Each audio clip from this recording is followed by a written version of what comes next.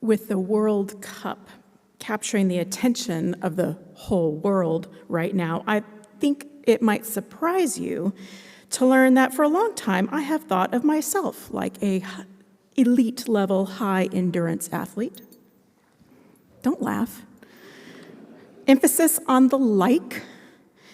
This is Cristiano Ronaldo of Portugal here, just as an example of an elite level athlete. So obviously, a simile is a comparison. What I mean is that I am a person that exists with a high level of intensity about everything. I have zero chill. I am a 150% or nothing kind of girl. I would say that I work hard and play hard, but the truth is that I work hard and then collapse. So I spend a lot of time thinking about what I need as input to function at this level that I am accustomed to functioning at. I need to eat well. I need to sleep well. I need lots of alone time. I feel like I'm at my best when I'm practicing centering prayer every day, when I'm journaling, when I can work in my garden, when I'm exercising and generally doing lots of things to take care of myself. Not as occasional treats, but everyday rituals. This is equally true for my spiritual life as well. And there have been plenty of times when I feel like I'm struggling more than usual, when things seem darker or more bleak.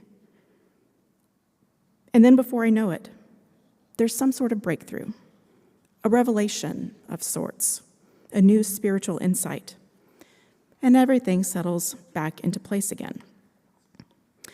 I'm comforted by psychological methods or frameworks that have helped me to see that this is normal. Developmental psychological and psychoanalyst Erik Erikson, for example, has a psychosocial development theory consisting of 8 stages of development, where each stage encounters some sort of conflict or crisis that must be resolved in order to move to the next stage of development. In Erikson's theory, the 8th stage is that of ego integrity versus despair. This is typically experienced by people who are 65 years or older. Remember, Abraham is an old man. Now, I'm nothing like a psychologist or a therapist and have zero training in that regard, but as I understand it, at this stage, a person can either look back at their life and experience satisfaction, that their experiences have been meaningful, or they can look at their life experiences and feel despair, regret, bitterness. Given the series of homilies the past couple of weeks focusing on this saga of Abraham, Sarah, and the promised child, I can't help but think of the despair and hopelessness that has seemed to characterize their lives for so long. Understandably, their faith has been strained. We see this in their attempts to manipulate their situations, in the lies they've told, and in the way that their pain has been transmitted to others around them. We see this most immediately in the story that has come just before the one that we're considering this morning.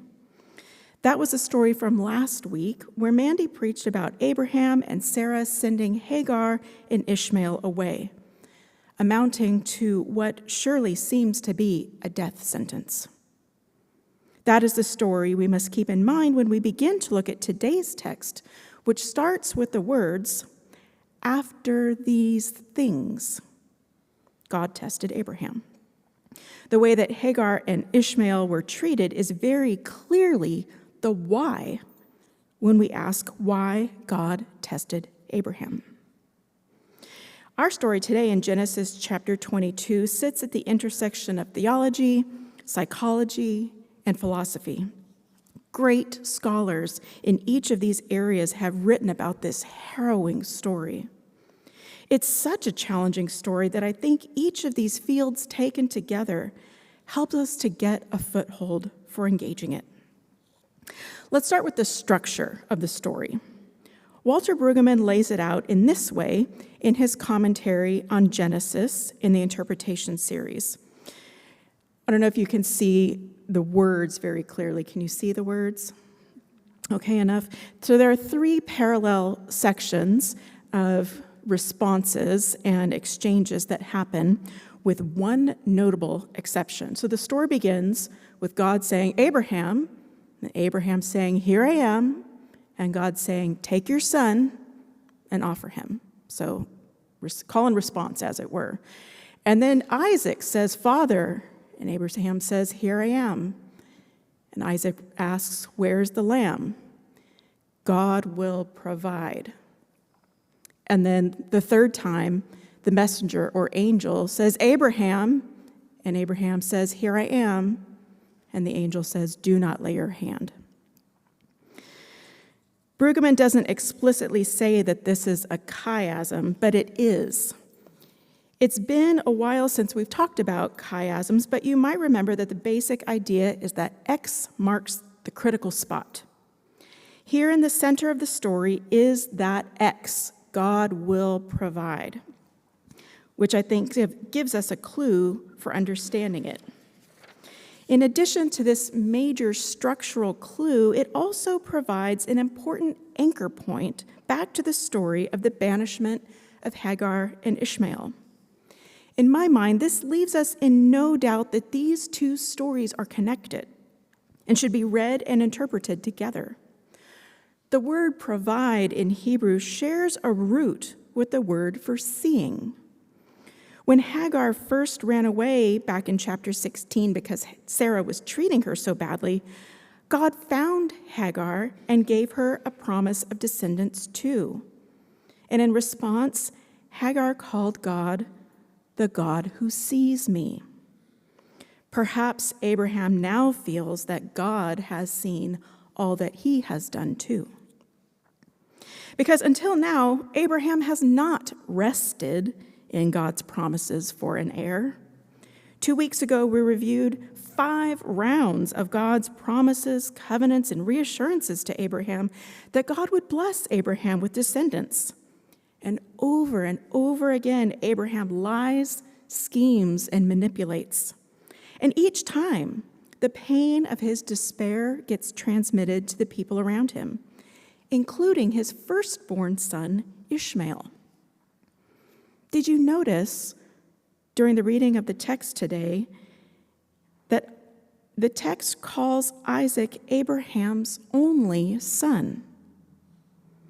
I once read somewhere that the Bible doesn't underline things for emphasis, it repeats them.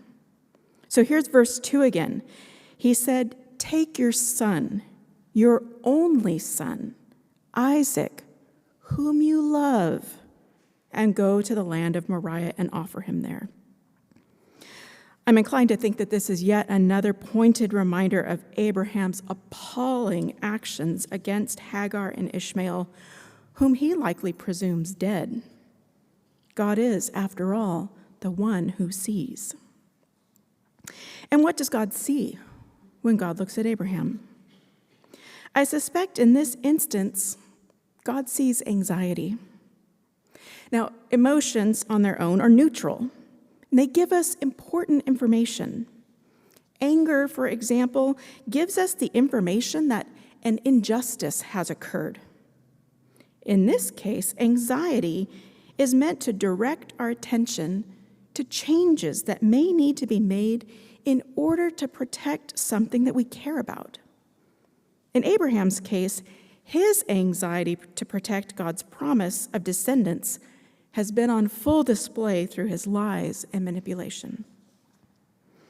It surprised me then when psychiatrist and philosopher Neil Burton said, a paradigm of the religious life is that of biblical patriarch Abraham, as epitomized by the episode of the sacrifice of Isaac. Paradigm of the religious life? Is he even reading the same story? In his article entitled, Should We Always Obey the Law?, Burton describes philosopher Soren Kierkegaard's 3 types of lives: the ascetic life, the ethical life, and the religious life. The ascetic life is described as primarily aiming to satisfy one's desires.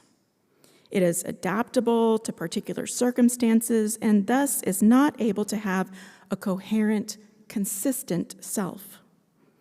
By contrast, the ethical life is guided by immovable, unchanging principles and thus can have a coherent, consistent self. But the religious life, in Kierkegaard's determination, is the highest type of life. Burton says, in acquiescing to universal moral principles, yet attending to particularities, the religious life opens the door to moral indeterminacy. That is, to ambiguity, uncertainty, and anxiety.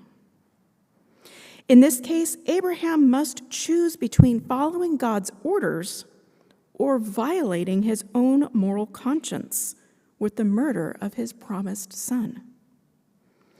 We can see why Kierkegaard would call anxiety the dizziness of freedom. Today, we might call this the tyranny of choice or the paralysis of possibility. The religious life, the spiritual life, can be agonizing. For once, Abraham doesn't negotiate or manipulate. We might wonder, has God will provide become his mantra at last? Indeed, I wonder if he is chanting this phrase over and over in his mind as the text takes pains to tell us what Abraham is doing at each step of the way as they come closer to the place that God has shown them. God will provide. As he builds an altar, God will provide. As he lays the wood, God will provide. As he binds his son, God will provide. As he lays him on top of the wood, God will provide. As he reaches out his hand, God will provide. As he takes the knife, God will provide. But an angel of the Lord called to him from heaven, Abraham, Abraham, do not lay your hand on the boy. And there was a ram. God saw, and God provided. And that is what Abraham called that place. Burton concludes, the teaching of the sacrifice of Isaac is that the conquest of doubt and anxiety, and hence the exercise of freedom, requires something of a leap of faith. This conclusion makes me wonder if this test that God designs isn't because God doesn't know something about Abraham, but because Abraham needs to know something about himself. I don't mean that in a simplistic, just trust God or just have faith kind of way. I mean, I hope that this harrowing experience has helped him learn that the answer to doubt and anxiety isn't in manipulating, negotiating, bartering, or cajoling. I hope that this test provides Abraham with the crisis that Erik Erikson says is necessary for advancing to the next developmental level as a human being, so that he can finally become that great patriarch of the Islamic and Judeo-Christian faith traditions. We can see why this text has drawn the attention of theologians, philosophers, and psychologists. The life of faith can be deeply challenging, even agonizing at times. And when faced with our own harrowing life experiences, what do we do? The text doesn't say that Abraham develops a mantra, but those elite-level, high-performing athletes sure do. And apparently it works, like scientifically proven kind of works. Here's Cristiano Ronaldo again. These are screenshots of a video reel. He's saying, you can. Cross the barrier. The same as always. For you, it is normal to score. And he makes the penalty shot after this. In contemplative spirituality, We call those mantras active prayer sentences. They're repeated over and over until they work their way down from our heads and settle into our hearts, where the heart takes over and eventually begins to pray automatically without even thinking about it. Or the breathing practice that Janine guided us in this morning at the beginning of the service. We're accustomed to thinking of the spiritual life as vague, formless, unknowable, something that can't be proven or scientifically demonstrated. But what if we were to treat it like it was real, tangible, something that could be practiced, demonstrated, something that could actually grow if we work at it? Don't you want to find out? What if we could nurture hope? What if we could strengthen faith? What if we could restore broken relationships?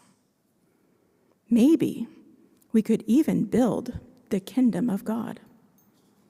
May it be so. Amen.